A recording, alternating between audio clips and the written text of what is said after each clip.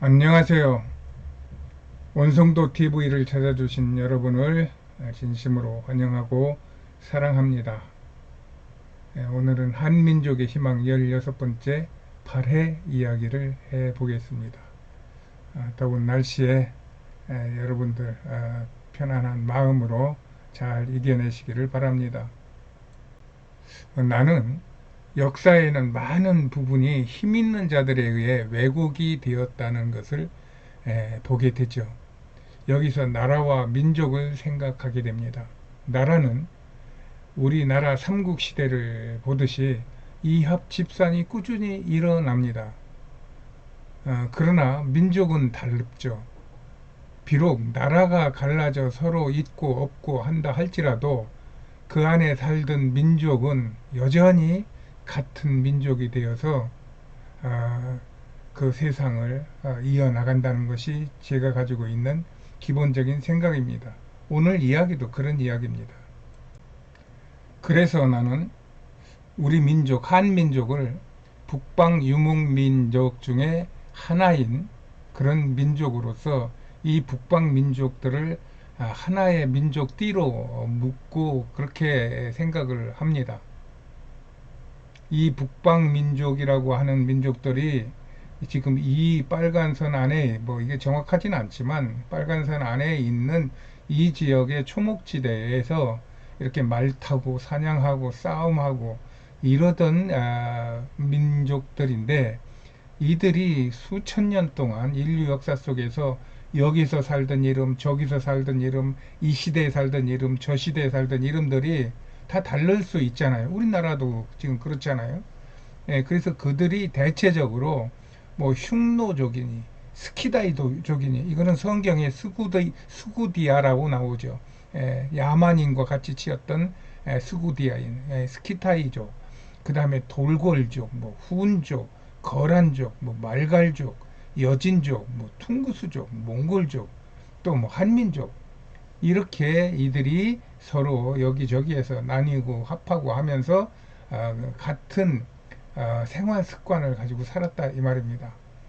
이들의 생활의 특성 중에서 나타나는 공통적인 것이 강하고 쌈잘하고 그 다음에 이 즉흥적이고 술 잘 먹고 노래 잘하고 말 잘 타고 뭐 이런 것들이 대체적으로 다 비슷합니다. 여기에 이제 집시들도 저는 넣습니다. 집시들은 본래 이 트라키아라고 하는 그러한 여기에는 안 썼구나. 트라키아라고 하는 족들이 내내 살고 있었는데 이 트라키아라고 하는 족들의 후손으로 보는 이런 북방 유목민의 한 부류로 저는 보고 있는 것입니다. 그들은 문자는 없지만 언어와 생활 풍습이 서로 유사한 것이 많기 때문에 이렇게 하나로 묶일 수 있다는 것입니다. 먼저 이 지역을 한번 알아보려고 합니다. 이 지도에서 보는 바와 같이 이 지역은 우리가 이렇게 만주로 부르는 지역입니다. 그런데 이 지역이 고대로부터 북방 유목민의 동방 이동 통로로 한반도와 연결되면서 복잡한 역사를 가지고 있게 돼요.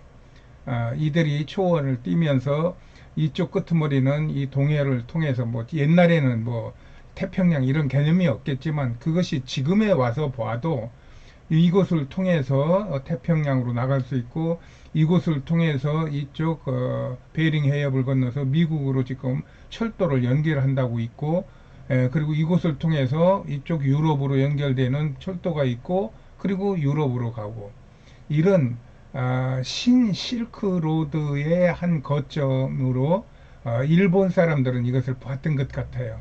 그래서 일본 사람들은 여기에다가 만주국이라고 하는 나라를 세우고 여기다가 군사시설과 산업시설을 집중해서 건설합니다. 그 전쟁을 일으키기 위하여. 그렇게 해가지고 관동 8군이라고 하는 어마어마한 부대를 여기다가 주둔시키면서 이 지역을, 이 세계를 통치하려고 하는 그런 야욕을 꿈꿨던 것 아닙니까?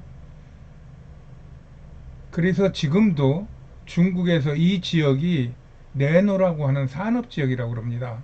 그 일본 사람들의 그 그 시설이라든가 이런 것들을 그냥 이용을 하면서 더 산업시설을 발전시켰던 것 같습니다. 그러니 중국이 얼마나 이 부분이 터지기를 원하겠습니까? 지금 자세히는 안 나오지만 우리나라, 이쪽 중국, 그 다음에 러시아가 땅이 여기서 도망간 끝에서 붙었잖아요. 근데 이상한 것이 중국은 이 동해바다 안으로 밀려 들어갔고 러시아가 동해바다를 타고 들어와 가지고 우리나라하고 국경을 맞대고 있단 말입니다. 그러니 중국이 아, 이 동해로 나가려면은 우리나라와 러시아를 통해서 나가야 되는데 이게 쉽질 않죠. 북한은 어떻게 생각하는지 모르지만 러시아가 그거를 쉽게 용납할 수가 없죠. 그렇지 않았으면 이쪽이 산업지대고 이쪽에서 배를 띄워서 어디든지 갈 수 있고 할 수 있는 이러한 좋은 지점이기 때문에 이 지점은 예로부터 아주 그 눈독이 들여지는 그런 지역이었던 것 같습니다. 그래서 이 지역은 고조선, 러시아, 일본의 만주국으로 이어서 지금은 중국에 편입되어 있는 지역입니다. 이런 이유로 이 지역은 당사국 외에도 지금 말씀드린 당사국 외에도 세계에 영향력 있는 나라들이 이곳에 관심을 두고 있는 국제 관심 지역인 것입니다. 현재도 그렇습니다. 이 지역에 발해라고 하는 옛 조선이 있었던 것입니다. 저희 때는 학교에서 발해라는 말을 들은 것 같지 않아요. 그러나 발해는 고구려가 AD 668년에 멸망한 지 30년 후에 대조영에 의해 나라가 세워진 후 15명의 왕이 228년 동안 AD 925년까지 있었던 나라로 이것은 엄연한 역사적 사실입니다. 이거는 중국도 부인 못하고 우리나라도 부인 못하고 하는 그런 사실입니다. 그런데 이것을 중국은 자기네 역사라 그러는 거고 우리는 이건 한국 역사라고 지금 이러고 있는 중이죠. 어쨌든 간에 그 역사적 사실로 봤을 때는 발해는 오경이라고 하는 소위 말하는 다섯 수도죠. 여기가 상경, 여기가 동경, 여기가 중경, 여기가 남경, 여기가 서경 이런 오경을 두고 전 세계로 무역과 또 문화와 또 어떤 그 국력을 이렇게 그 전달했던 국제적인 도시였던 국가였던 이런 흔적이 있다는 것입니다. 저는 드라마를 보지 못해서 이 대조영이라고 하는 드라마를 보지 못해서 이 뭐라고 말할 수는 없어요. 그러나 제 느낌으로는 이 드라마를 그 각색한 그런 작가가 이러한 전체적인 맥락을 이미 충분히 알고 그것을 한국적으로 표현한 것이 아니겠는가 하는 생각을 합니다. 대조영으로 나오는 최소정이가 호령하는 장면이네요. 그런데 이 최수종이가 제가 대조영이 어느 민족이었는지는 지금까지 미스테리입니다. 중국에서는 말갈이라고 그러고 우리나라는 고구려인의 후예인 한민족이라고 그러고 이렇게 지금까지 각축을 하고 있는 중입니다. 아까 지도에도 보면은 이 부여의 발해의 저 위쪽 부분에 거란이라는 말이 있고 말갈이라는 말이 있어요. 그게 민족 이름인데 발해 시대에 그 거란과 말갈이 그 이북 언저리에 있었다는 얘기입니다. 그래서 사람들은 그것을 민족 국가, 부족 국가 이런 정도로 생각하는데 저는 그것을 조금 다르게 보고 있습니다. 그게 부족들이 아니라 우리나라 김씨, 이씨, 박씨 있듯이 서로 자기네들끼리 이렇게 뜻에 맞는 그런 시족 사회에서 그런 시족 형태를 이루면서 큰 무리로 봤을 때는 한 무리인데 그들이 나뉘어서 이렇게 살고 저렇게 사는 그런 방식이 조금씩 차이가 나기 때문에 그렇게 해서 나눠진 것이 그때 그런 나라들이 있었다고 저는 생각하지 않습니다. 그래서 앞에서 말한 것처럼 그들은 다 한 민족 띠 안에 들어올 수 있는 민족들이다 이렇게 보죠.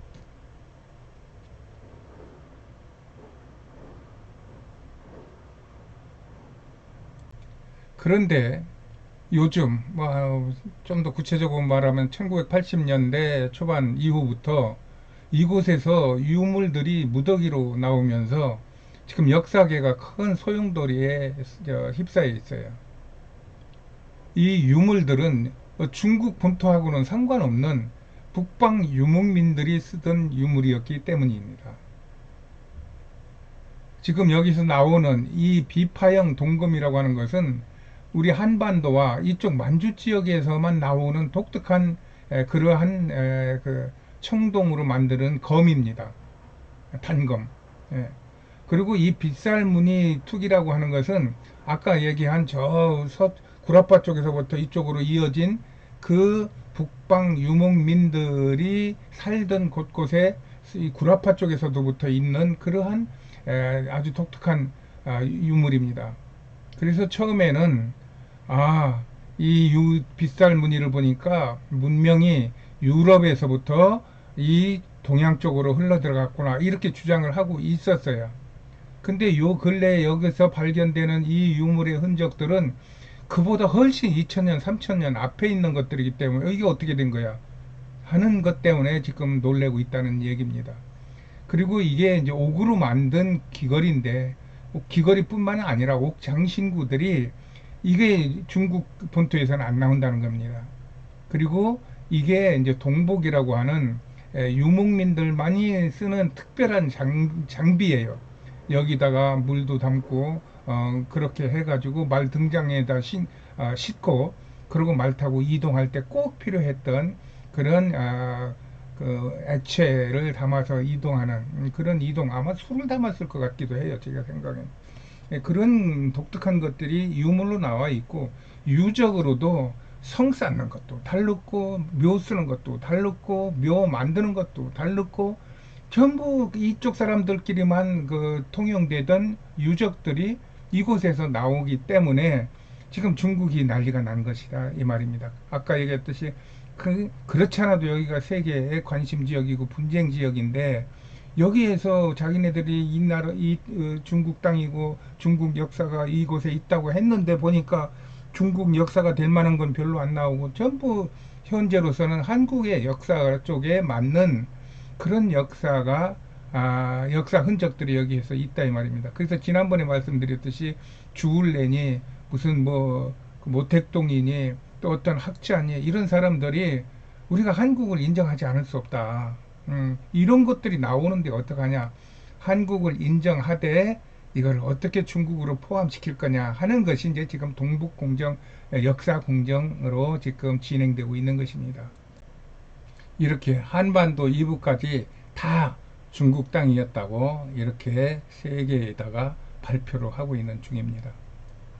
이건 영국의 역사 교과서라고 그럽니다.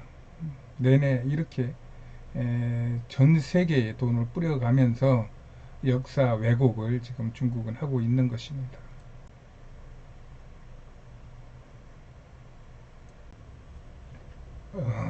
그런데 지금 이 발해 지역, 만주 지역에서 획기적인 사건이 일어나고 있는 것입니다. 중국이 이 지역은 어쨌든 이탈리아의 로마나 그리스의 아테네나 그다음에 이스탄불, 터키 이스탄불이나 같은 이런 세계의 유적 단지 못지않은 유물 내지 유적들이 몰려 있는 곳입니다. 그래서 중국은 꾸준히 이 발굴을 하지만 너무 자기네들 역사하고 안 맞기 때문에 이것들을 자꾸 감추는 거예요. 그런데 이번에 2006년부터 13년까지라고 제가 들었는데 이제 중국 발굴팀이 이제 이 발해 지역을 뒤졌어요. 뒤졌는데 이런 일이 벌어진 거예요. 제가 한번 설명을 해 보겠습니다. 왕궁터로 예상되는 어떤 그 터를 뒤졌는데 거기에서 어떤 것이 나오느냐 하면은 이 왕궁터가 우선은 이 제2호 왕궁터라고 그들은 명명을 했어요. 근데 왜 제2호 왕궁터냐면은 당나라 당시에 장안성의 최대 건물인 함원전이 이게 1호 궁전이랍니다. 이 1호 궁전이 11칸이고 이것이 세계적으로 가장 큰 고대 궁전이다. 이렇게 얘기를 했다는 거예요, 여기까지. 그런데 2009년도에 발굴된 발해의 건물은 이게 19칸인 거예요. 그러니까 당나라의 지방 정부의 한 왕궁이 이 당나라 황제의 궁보다 더 큰 이런 일이 벌어진 거예요. 이거는 아무리 무슨 민주주의, 무슨 자유주의가 있어도 이럴 수는 없는 거죠. 여기서부터 일단은 이제 중국이 밀리기 시작하는 거예요. 그런데 거기에다 대고 거기 나오는 유물들을 봤더니 비석이 하나 나오는데 비석에 이렇게 이렇게 써져 있더라는 겁니다. 근데 이것을 해석을 해보면은 결국 발해에 있는 순목 황후는 어느 나라 사람이다 이런 게 나온 것 같아요. 그래서 여기에서 보면 발해와 그 발해의 왕비가 아니라 황후라고 하는 황제의 아내라고 하는 이러한 문구가 나오니까 이게 지방 정부가 아니라는 얘기죠. 소위 말하는 이렇게 오경을 두고 다섯 수도를 두고 전 세계의 무역과 문물을 교류하면서 그 뭔가 지배하고 통치했던 흔적이 있는 이러한 것들이 발견됨으로 인하여 이제 중국이 할 말이 없어진 거예요, 지금.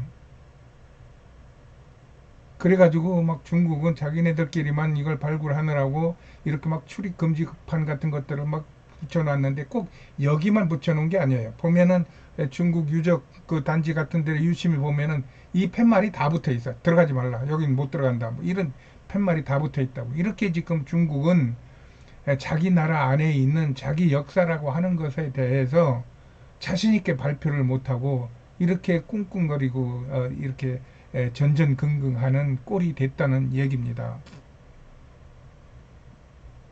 한번 이런 것들을 유심히 한번 보시고 여러분들이 스스로 야 이게 재밌다 하는 마음이 드신다면은 이런 검색을 해 보시면은 좋은 글들이 많이 보일 겁니다.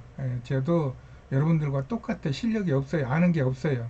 근데 이런 쪽에 관심을 갖다 보니까 이런 글들이 알고리즘에도 자꾸 보여주고 그러니까 그렇겠구나 하고 정리가 돼가는 겁니다.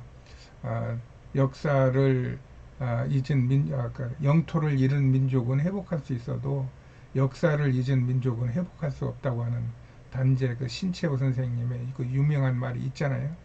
우리가 역사를 좀 더 우리 뭐라고 그럴까 자신 있게 우리 역사를 말할 수 있는 그런 정리들이 돼 있으면은 꼭 그게 역사에만 해당되는 게 아니라 우리 일생에서 얼마든지 우리가 주도권을 가지고 나의 이웃과 또 나의 직장과 나의 그 사업과 어디에서든지 심지어 종교에서까지 자신 있게 생활을 할 수 있는 것이 됩니다.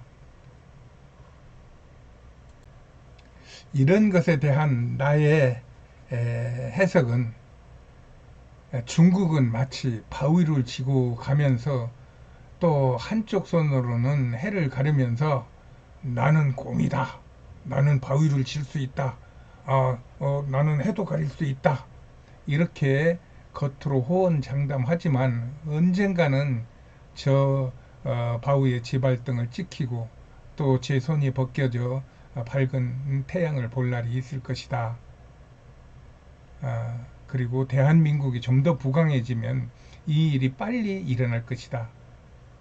라는 희망을 갖고 우리 모두가 열심히 살아가는 역사의식이 있는 국민이 되었으면 좋겠다 하는 생각을 해보는 것입니다.